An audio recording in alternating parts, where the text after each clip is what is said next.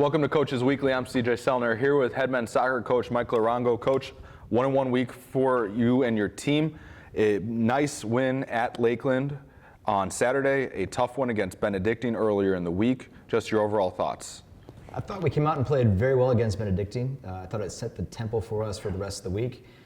Benedictine sat back a little bit and let us play in front of them, and we did that and did well. We changed the point of attack very well, and our guys really got a lot of confidence playing against them. And you know, at the end of the day, Benedictine is a little more seasoned than us, a few more seniors up there with a little more polish on them. They were able to take care of a few mistakes that we made, and they took care of us. But then we go into Lakeland and we take some momentum of what we did there and the training Thursday and Friday and put together a pretty decent performance. I was pretty happy with the win. Yeah, Herman Tinoco, Michael Bogart, a couple that we have to talk about, finding the back of the net for you in that Lakeland match.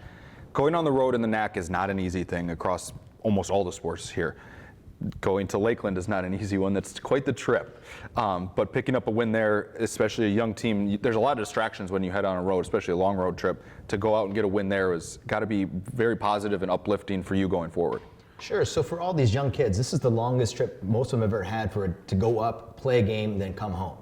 They've ever gone away with their clubs or what this and that, but to go up there for 4 hours ahead of time, get there and now get game ready in a hostile environment and get yourself sorted, it's difficult. And they all think, I'm just going to turn it on when I get there. And it's not quite that easy. And they learned that the hard way. And Lakeland had some really good moments, but we were able to string some things together and get our composure and take care of the win.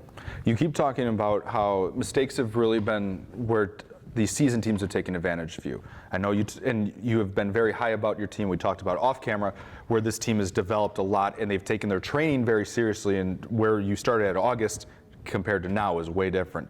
Can you expand on that a little bit for people that aren't at training at 6 a.m., including myself? Sure. So all these kids come in. All these guys are come in, and they were all stars in their high schools. They were captains. They played in National League. They played all over the country, and they were the studs. And they never have had to deal with the kind of pressure they have to deal with, because when they get to this environment, everyone can play.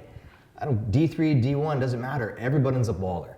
And so when they come out here, they didn't realize that mistake they used to make, they were able to get away with it.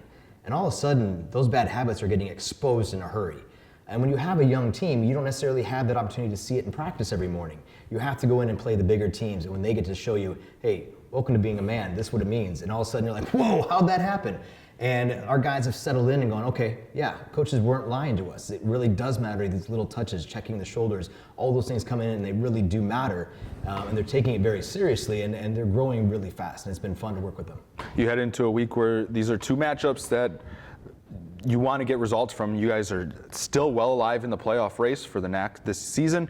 You guys have you've picked up 4 wins already. You go to Rockford, another tough road trip on a midweek night match, which is not easy to do, and the weather's supposed to be cold already. Welcome to fall. Thanks. And then you have your pink out game, which we'll get to more of that in a minute. Just overall, your thoughts on the matchups, then we'll talk about pink out. Yeah, so I think Rockford, their new coach came in and has got them very organized. Those guys are playing really hard. They don't have anything to give up. It's not going to be easy, so we have to go out there and deal with that. And I think it's 50-50. Look, either way, they're not afraid of us. We're not afraid of them. So it's going to matter who makes the least amount of mistakes to come out there. And I think the same scenario comes in on Saturday when we play Marian. Another well-organized team. Coach has been around for a while and does a really nice job with his guys. Gets a lot of buy-in. They play well. They compete very hard. So again, everyone's going to want those wins, and everyone's looking at where we're at the table, and everyone's chasing spot number 5 and 6. So all these games really matter. Then a cool event that you and the women's team are putting on Saturday, the pink out, all proceeds go to Susan G. Coleman. Mm-hmm. Just expand on that, why you guys are doing that and everything. You lose track. It's been going on since I've been here, so quite a number of years at this point. Sure, so it's a really important event. So Coach Shaney brought this to our attention that she wanted to do this again this year with us, and we're 100% supportive of that, of course. And I think at this point in our lives, everyone knows somebody who's had breast cancer, and we can't sit here and hide behind the fact that this exists, it's out there. Let's get in the conversation, let's talk about it. These are serious things, and if we do what we're supposed to do and raise some money and help the awareness grow, we don't have to be scared of this. People are getting cured more and more, and it's not as scary as it used to be 10, 15 years ago. And everyone knows somebody now.